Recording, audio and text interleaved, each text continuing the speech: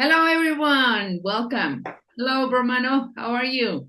Calimera, Giselle. Buenos días. Buenos dias, wherever you are.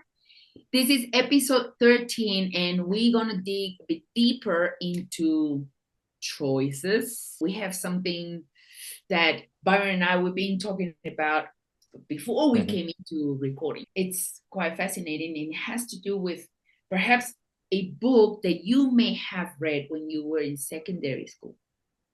Kafka, Yes. Metamorphosis. If you have read that book, oh, would love to read your comments about what's your take on that book.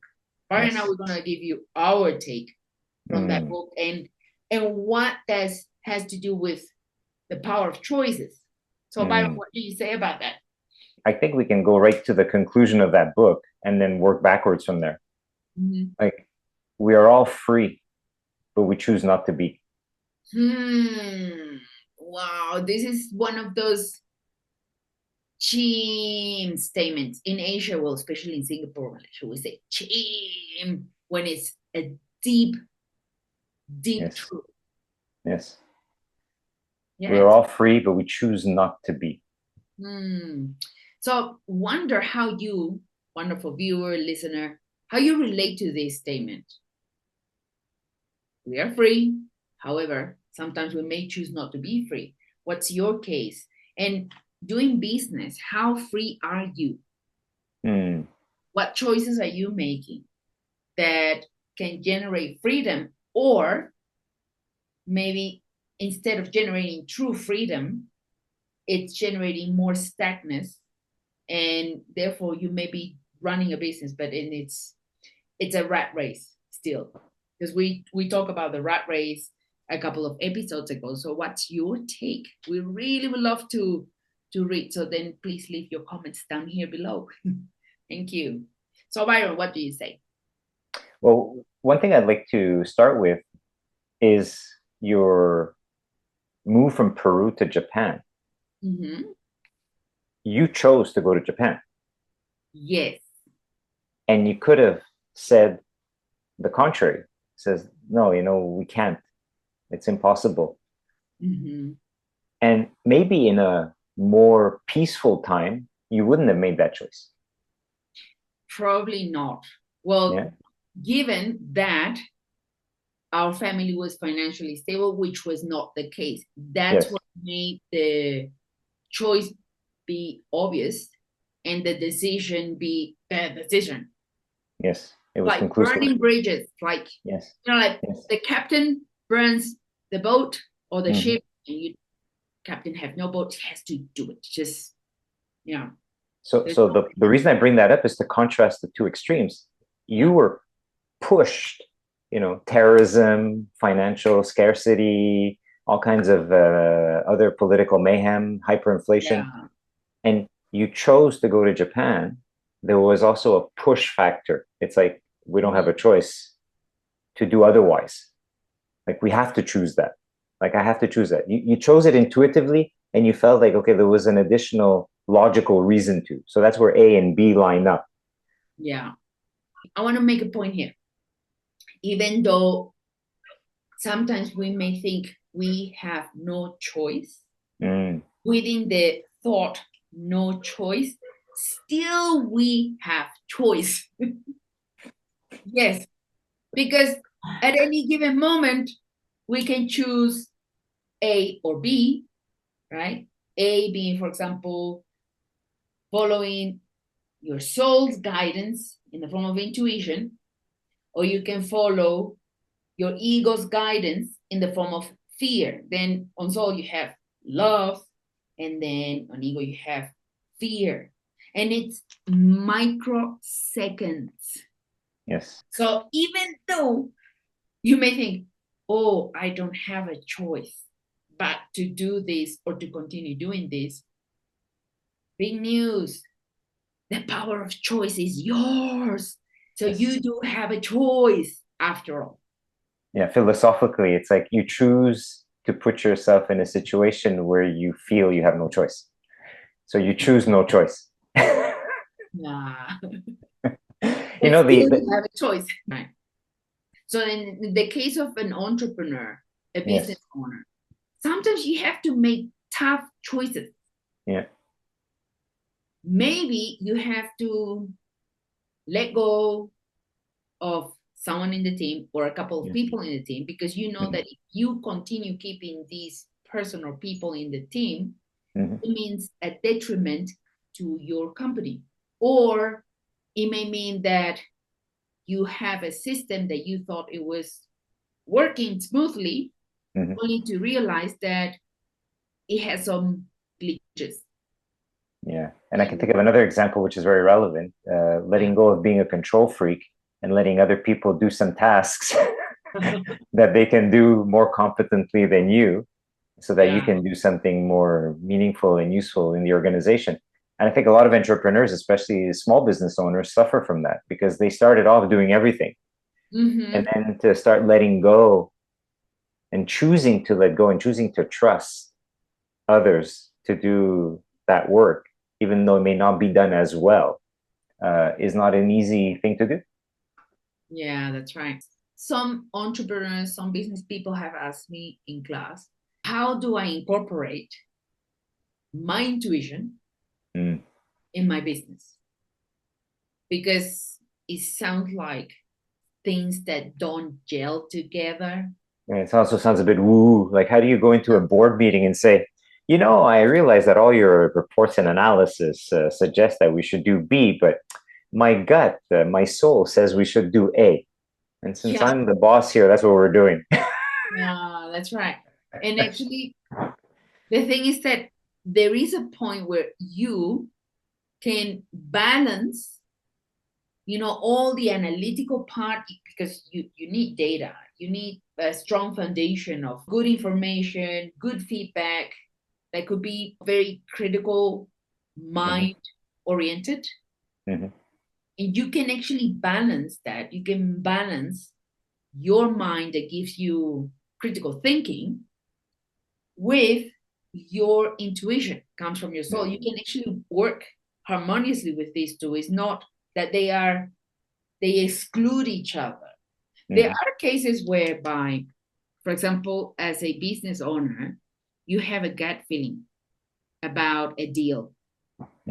And that deal, you know that someone can take big advantage of you. And you may not listen, and then you might end up investing quite a lump sum of money, only to realize later on that you were the only one bearing that weight, the financial weight, and the person that got you into the business got the benefit, but not you. And you got your intuition, your heart was telling you, don't do that. Yes. However, that critical mind, influenced by the ego, was telling you, well, keep going, it will get better. Keep going. These people are good. Keep going. The results will come later. I've seen these kind of cases because of working with business people.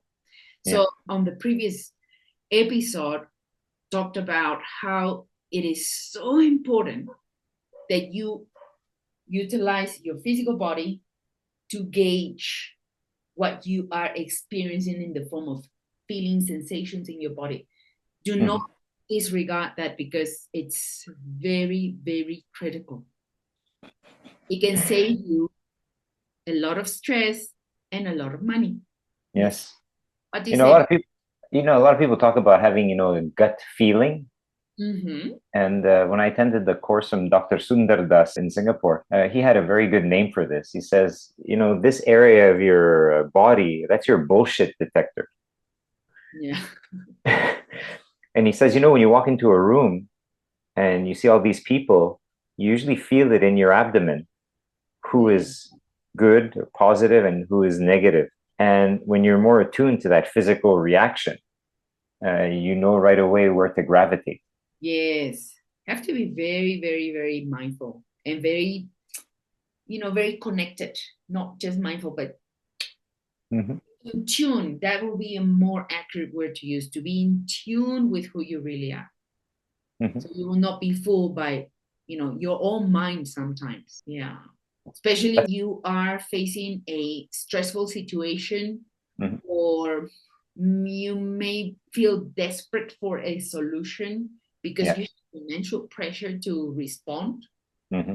towards, right? Those are the worst times to make decisions, to make choices. You got to Yeah. let that rough um, water, say the water that is agitated, the storm. You got to wait for that to settle Mm-hmm. down. Give yourself Exactly. time. If somebody pressures you to make a decision, run away. I mean, run away figuratively speaking, but Mm-hmm. just really don't deal with people like that. It can get you in trouble. Listen to your intuition. You will know. You gotta trust yourself. And that mind chatter, I mean, you can see the other side of it. Like when you do walk into a room of people and you want to go and interact, if your mind is still, you will gravitate towards the right person and you won't at the beginning know why. So this is evidence that when you do calm your mind, the chatter stops, the noise and the rough waters stop, you are in a space to better align with your intuition. Yes, definitely yes. And going back to Kafka's work, Mm-hmm. Metamorphosis, think about this: a human being Mm-hmm. transforming into this insect and then becoming isolated, affecting its freedom or his freedom, affecting his choices. Mm-hmm. Question for you is to ponder upon is where in life you are experiencing something similar. And this is actually the metamorphosis of allowing yourself to transform yourself into something that you are not. But then something that I want you to remember is that that cannot happen because who you truly are is untouchable. Mm-hmm. What may have changed, transformed, well, transformation is different than change. Mm-hmm. But what have transformed may not be who you really are. Mm-hmm. Maybe your perceptions, maybe the way that you think, maybe the way that you feel, maybe the way that you relate with others. And in that transformation, how are your choices being affected? In Kafka's Metamorphosis, what's interesting is like he goes from being a human to an insect. And that's like a physical dehumanization. Yes. Whereas in today's society, we seem to be suffering from a lot of dehumanization that's happening through our environment and way we communicate with each other and interact with each other. Oh, yes. Big time. Like, Big time. look how easy it is today to just send a message instead of picking up the phone and calling somebody. Yes. You know, yesterday Uh, I received a call from a friend. he called And you, he didn't message you. no, he didn't message me. His Uh, name is Roberto Noguera. And Hola Roberto. Hola, Robert. It was such a lovely surprise to pick up the phone. And he said, Giselle, I am so grateful that you sent me the link to the videos that you and Byron are making because the messages that you are sharing are very useful. Roberto is a very well established water architect engineer. So he creates structures with water, Mm, pools, and all sorts of mm, structures, beautiful mm, structures. And he's been in business for decades. He's actually a bit older than my dad, but he's my friend. And it brought me to tears of joy because I thought, wow, when is the last time that I received a call, not a message, mm. an actual call to say thank you and to encourage us, Byron and myself, to continue doing what we're doing, which is sharing with you, because the messages are reaching the heart of, in this case, Roberto, and he Yeah. shared with others. And that's the whole intention and purpose of this channel. So we can share this. And it's just so meaningful. Mm-hmm. Keep that human interaction. Yes. And this is a reflection. and an invitation for us to reflect upon, as in how we are interacting with each other. Mm-hmm. Because it is true what Byron was saying just a moment ago.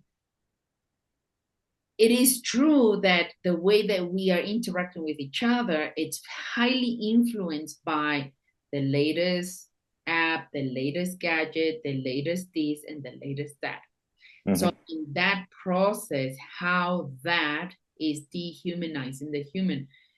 It's not that we are hopeless and helpless because mm-hmm. of whatever is going on around us, and we have no choice but to follow through whatever the trend is. We still have choice. Even in a millisecond, we still have choice. We can say yes, no. Yes. It's not that we are helpless, hopeless, sinners, like Bob Marley used to say in his song. Yes. One love, one heart. We are not that. Yeah. One day we're gonna talk about sins, and we will be able to share our view about that. Mm-hmm. Just so you know, just consider a sin as a mistake that has not been corrected. That's it. Okay. Yeah. Yeah, but we will talk more in depth about it because we think it's very important, because when that is not addressed, it can take freedom away. Mm-hmm. We want you free. We want you making empowered choices. What do you say, Byron? I say something equally provocative.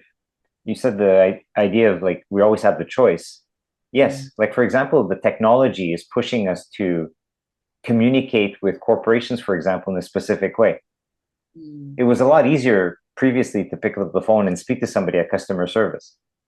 Now you try to do that and there's no phone number. There's no phone number on the website. There's just an email address or a chat. And they even have these chat bots, which are most of the time useless. And so you're thinking, well, I have no choice. Like, I have to use these techniques to communicate with this organization.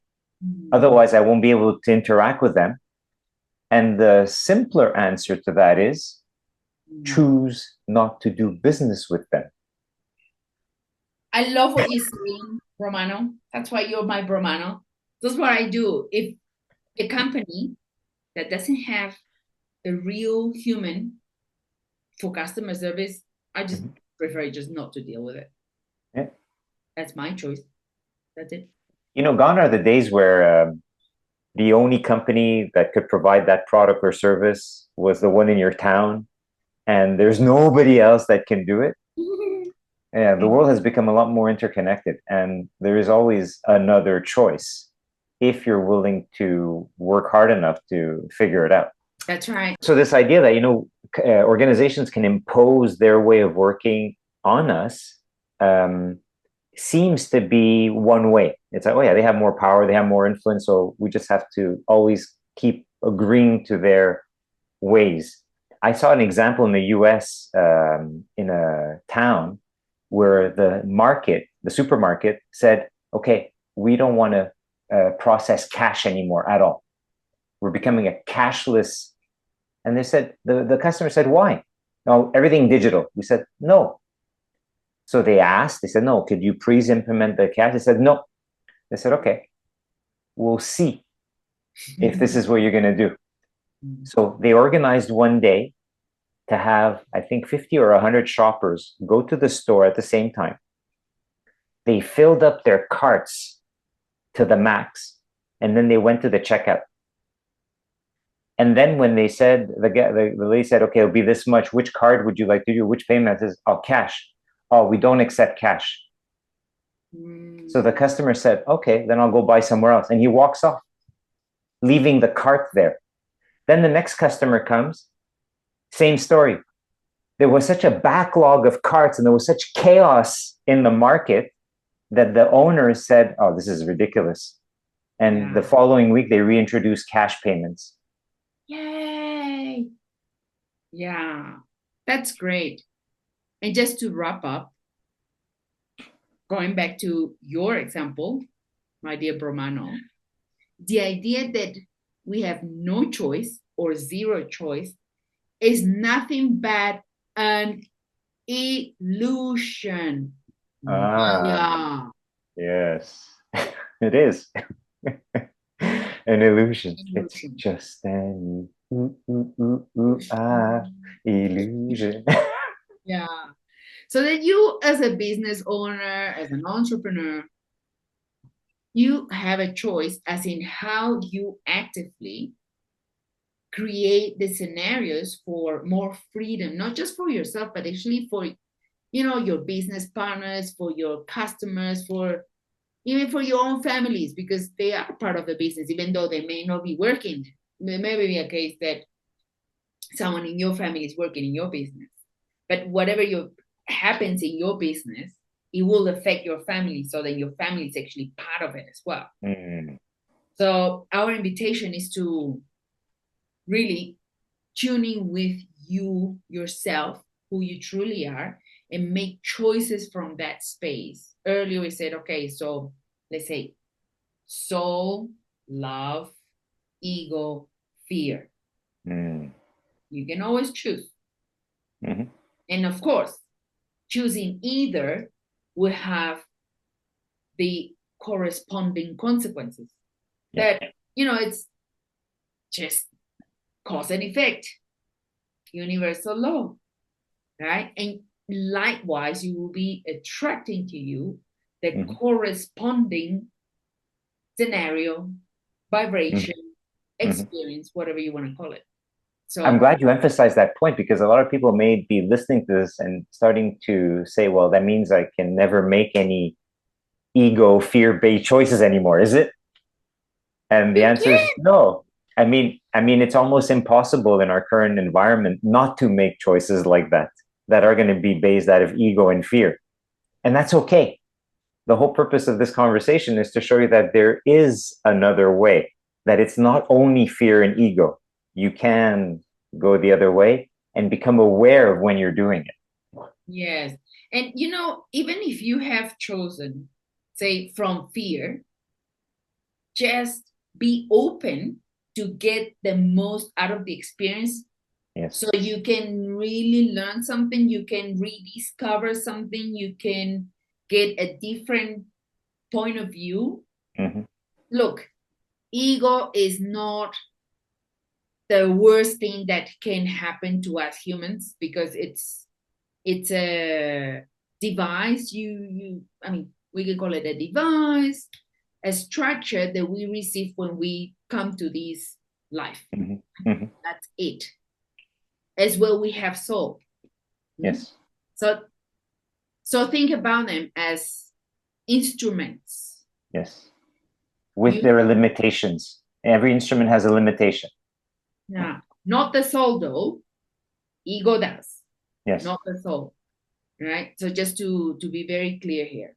Mm-hmm. So then, if you made an unconscious choice and you chose from ego, of course you will have the corresponding experience to that. Just be willing to discover what that is. So then you can choose not to do it again.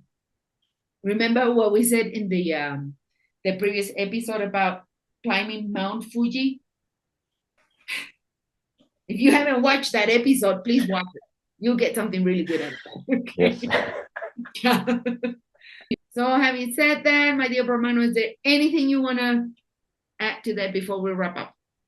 I just want everybody to inquire, ponder, contemplate these concepts that we're putting forth, and just be comfortable where the thoughts take you, where the processing takes you. This journey is full of discoveries and adventures, and it's our intention to trigger as much of that reflection as possible in light of building a soul-based community of the future. And the future begins now. Now. Yes. Thank you. Gracias. Ευχαριστώ πολύ. We'll see you on the next episode.